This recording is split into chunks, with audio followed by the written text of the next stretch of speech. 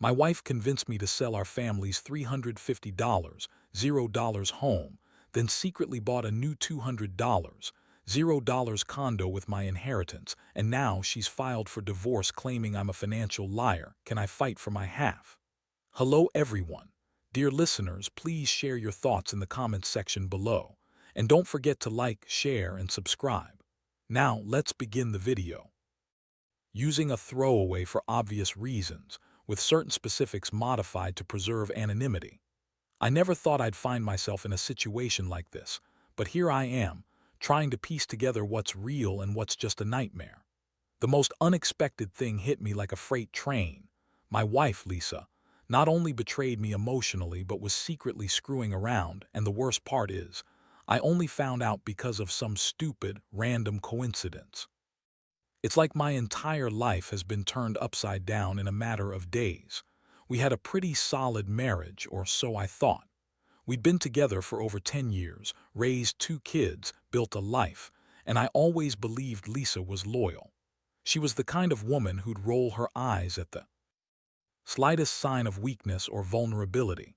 She was bitchy, sure, but she was also sharp, ambitious, and seemingly devoted. That's why I never suspected a thing when she started acting a little strange about money, more secretive, a little evasive when I asked about the bills or the bank statements. She always had a quick excuse, calling me paranoid or accusing me of obsessing over finances. But I was just trying to keep everything transparent, especially since I inherited a good chunk of money from my parents' estate last year. About $500, $0, which I'd been saving for our future, maybe a house or the kids' college. One day, I decided to go through the bank statements from the last few months, just to be sure everything was in order. I'd been feeling a little uneasy, like something was off, but I couldn't put my finger on it. When I pulled up the statements, I saw something that made my stomach drop. There were multiple transfers from our joint account to an account I didn't recognize. And not just small amounts, big ones like $10, $0 here, $15, $0 there. I immediately looked up the account details, and what I saw made me sick. The account was in the name of a woman. I had no idea who she was, but the transactions were recent, and they kept happening even after I confronted Lisa about the money. That's when I started digging deeper. I looked into Lisa's phone, her emails, her social media. Nothing obvious at first, just her usual bitchy posts about work, her friends, and her constant complaining about me. But then I noticed she'd been deleting messages, hiding her phone more often. It was like she was trying to hide something. One night I stayed up late, pretending to sleep, and I saw her slip out of bed around midnight. She went into the bathroom, stayed there for what felt like forever. When she finally came out, she was wearing a different sweater, and her makeup was smudged like she'd been crying or maybe just trying to hide something. The next day, I finally decided to follow her. I didn't want to jump to conclusions, but I needed to see where she was going. I followed her in my car, and she drove to this fancy condo downtown, one I knew she couldn't afford on her own, especially since she'd been bitching about how tight money was lately. She went inside and I waited across the street, feeling like my head was about to explode. After about 20 minutes, a guy came out tall with a slick haircut and a smug look. I recognized him immediately. It was Mark, a guy I'd seen her flirt with at work, but I never thought she'd actually go through with anything. And that's when I knew. I saw enough to realize she was cheating on me with Mark. That moment hit me like a punch in the gut. I felt betrayed, humiliated, and furious all at once. My wife, who I trusted with everything, was out there lying, sneaking around, screwing some guy while I was busy thinking we were building a life together. That's when I decided I'd confront her, but I didn't know what I'd say or do yet. All I knew was that my world was crumbling, and I had to figure out what the hell to do next. I couldn't sleep that night, not really. My mind kept racing, replaying everything I'd seen. Lisa sneaking out, her secret calls, the money transfers, Mark's smug face. I felt like I'd been hit by a freight train, but at the same time, a cold, calculated part of me started to come into focus. I realized I couldn't just sit back and pretend I didn't know. If she was sneaking around, I had to get ahead of her, figure out how deep this went, and most importantly, what I was going to do about it. The next morning I woke up early, feeling like I was in a fog. I decided to confront her, but I wanted to do it when she least expected it. I knew Lisa. She was the type who'd lie her way out of anything, twist the truth to make herself the victim. That's why I planned to catch her in a lie, to get her to admit something without her even realizing she was caught. I started by going through her phone, her emails, and her social media accounts again. I needed more proof, something concrete I could hold over her head if it came to that. I found a string of messages between her and Mark, flirty, suggestive texts, even some explicit stuff. They talked about seeing each other, secret weekends, and how much they needed to be careful. I felt my stomach turn, but I also felt a strange sense of clarity. This wasn't just a fling, it was an affair, and she'd been lying to me the entire time. I knew I had to confront her face to face, but I wanted to be prepared. I printed out the messages, saved the bank statements, and made a plan. I'd sit her down, ask her directly, and demand the truth.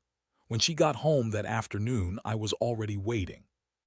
I sat on the couch, her phone and the printed evidence on the table in front of me. She came in, saw the papers, and her face immediately shifted into a sneer.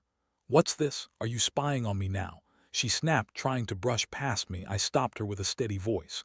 "Lisa, I know about Mark, I know about the condo, I know about the money transfers. Don't lie to me, just tell me the truth." Her eyes flickered with surprise, then anger. "You're crazy, John. You're just paranoid. You're accusing me of stuff I didn't do." She tried to dismiss it, but I cut her off. "You've been lying, hiding things. You've been screwing around with Mark, haven't you? All those late nights, the secret calls, the money. You spent my inheritance on this affair, didn't you?" Her face twisted into a bitchy sneer. "You think you're so perfect, don't you? Just because you inherited some money, you think you can control everything. I did what I had to do. Maybe I was bored, maybe I wanted excitement. It's not your business. You're just jealous because I found someone who actually cares about me." I felt a wave of rage wash over me, but I kept my voice steady. "You lied about everything. About the house, about the money, about your feelings. I trusted you, Lisa. I thought we had a future, but you've been cheating, lying, and wasting my inheritance on some guy you barely know. How could you do this? How could you be so selfish?" She rolled her eyes, crossing her arms. "You're making a big deal out of nothing. I was bored, that's all. And honestly, I don't care what you think anymore. I'm done pretending. I want a divorce." That was a punch in the gut. I felt like I'd been punched in the chest. But I also knew I couldn't let her get away with it. I had evidence now, enough to fight for my rights, my money, and my dignity. I told her I'd think about it, but deep down I already knew what I had to do. I couldn't trust her anymore. I had to decide whether to try fighting for my marriage or to cut my losses and move on. That night I couldn't sleep again. The betrayal, the lies, the money, all of it hit me hard. I felt so stupid for trusting her all these years. I kept asking myself, how did I miss all the signs? Had I been blind? Or was I just too comfortable, too naive? Whatever the reason, I knew one thing for sure. I wasn't going to let her get away with this without a fight. I had to protect what was mine, my inheritance, my home, my dignity. The next steps weren't going to be easy, but I was done playing nice. It was time to take control of this mess she created. The morning after the confrontation, I felt like I'd been run over by a truck. My mind kept circling around all the betrayals, Lisa's lies, her secret condo, the affair with Mark, and the stolen money from my inheritance. I kept wondering how I'd been so blind, how I hadn't seen the signs. But at the same time, I knew I couldn't let her steamroll me. I had evidence, and I was determined to use it. I decided I needed to get legal advice fast. I couldn't just sit around and hope it would all blow over. This was a full-blown betrayal, and I had to protect what was mine. I reached out to a lawyer that morning, explaining everything about the house, the inheritance, her secret condo, the affair, and the lies. The lawyer listened carefully, asked a few questions, then told me to gather all my documents, bank statements, texts, emails, anything that proved her deception. I already had most of it, so I started organizing everything into a folder on my laptop. It felt good to finally take some control, even if I was still reeling inside. While I was doing that, Lisa came home from work early, which was strange. She looked nervous, fidgeting, avoiding eye contact. I could tell she knew I was up to something. I decided to confront Her again, but this time I kept my tone cold and serious. I told her I had spoken to a lawyer and that I wasn't going to be pushed around anymore. I told her I knew about the condo, the money, and the affair. Her face turned pale for a moment, then she snapped back with that bitchy attitude she always had. "You're overreacting. You're just mad because I don't want to be married to a lying cheat like you. This is all just a misunderstanding." I laughed bitterly. Misunderstanding. You think I'm stupid? I've got all the proof, Lisa. You've been lying to my face for months. I want a divorce and I want what's fair. You can't just take my inheritance, buy a condo with it, and then pretend everything's fine. I'm not going to let you screw me over like this. She looked furious now, her bitchy mask slipping for a second. Fine. Do whatever you want, I don't care. I'll see you in court. She stormed out, slamming the door behind her. I sat there, staring at the evidence I'd gathered, feeling a strange mixture of anger, sadness, and relief. Part of me was relieved that I finally knew the truth, but another part was devastated that my marriage was falling apart over something so sordid. Over the next few days, I kept digging. I called the bank and confirmed the transfers to the condo's account. I also found out that Lisa had taken a sizable chunk of my inheritance, almost $200, $0, and used it to buy that condo behind my back. That was the final straw. She lied about everything, and now she was trying to spin it into some kind of victim story. I felt betrayed, not just by her, but by everything I thought I knew about our marriage. I also started to think about what I was going to do legally.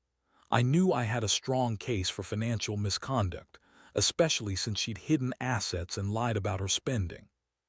The lawyer told me that I had a good shot at fighting for my half of the marital assets, even though she was claiming I was a financial liar, a total lie meant to paint me as the bad guy.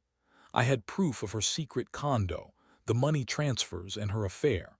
I felt a surge of determination. I was done being the victim in this game.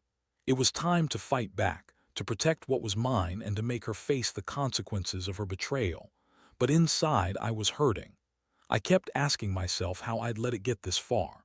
I'd always been the one to keep things together, to be the steady hand, and now I was the guy who got betrayed by his wife, who took his inheritance and ran off with some other guy. It was a bitter pill. I wondered if I'd ever trust again, or if I was doomed to spend the rest of my life looking over my shoulder, wondering what she's hiding next. Still, I knew I had to stay strong. If I was going to get through this, I'd need to be smart, patient, and ruthless. She'd underestimated me, and now she'd have to face the fallout. The legal process moved faster than I expected, probably because I pushed hard to get things in motion. I hired a lawyer who specialized in marital disputes and asset division, and from the moment we started digging into her finances, it was clear Lisa had been lying about a lot. More than just the condo and the money transfers.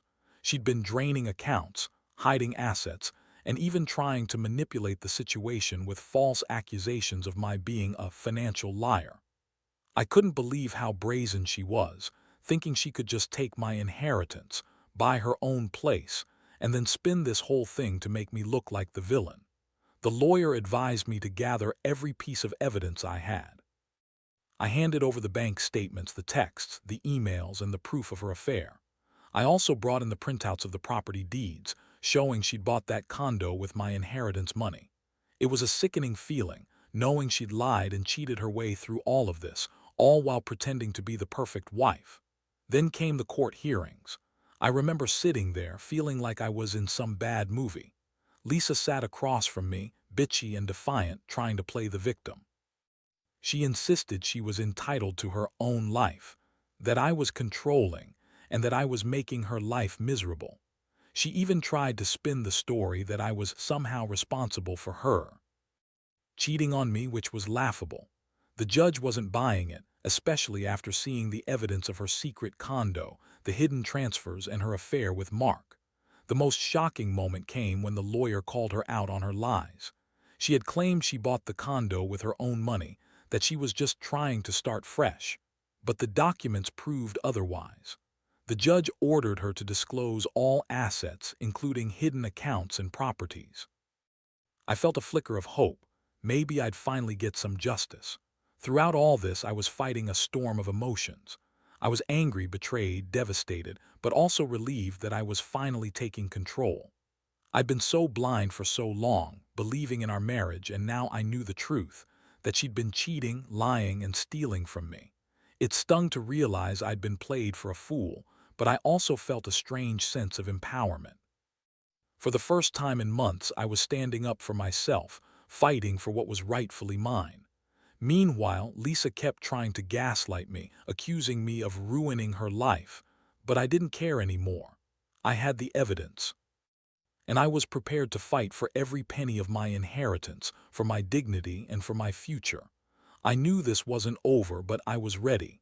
I'd come too far to back down now. I just wanted this nightmare to end, to start rebuilding what I could from the ashes of my broken marriage. I kept reminding myself, she chose this path, and now she'd have to face the consequences of her actions. The courtroom battles went on for several weeks, but each day I felt a little more confident that I was finally getting the upper hand. The evidence was stacking against Lisa, her lies about the condo, the hidden bank accounts, even her attempts to blame me for her affair.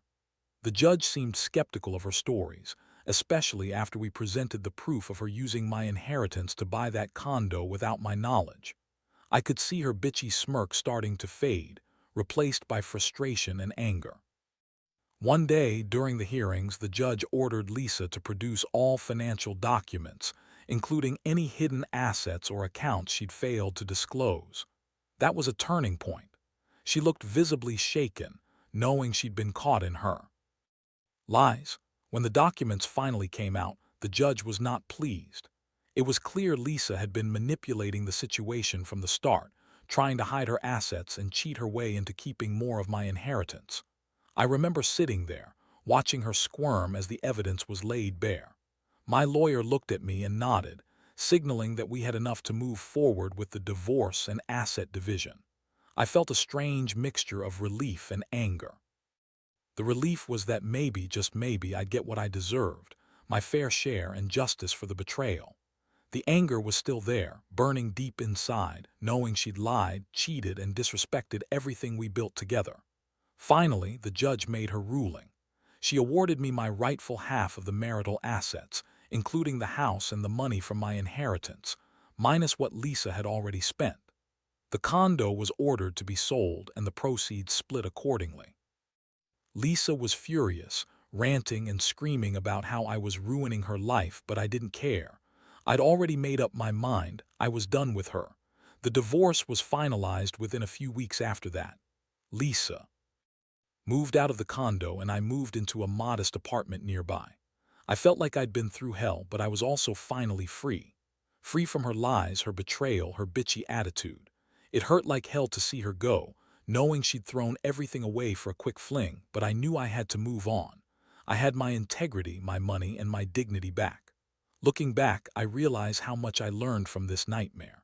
Trust is fragile and people can surprise you in the worst ways. I also learned that standing up for yourself, no matter how hard it gets, is the only way to survive betrayal like this. I won't say I've forgiven Lisa. Honestly, I don't think I ever will.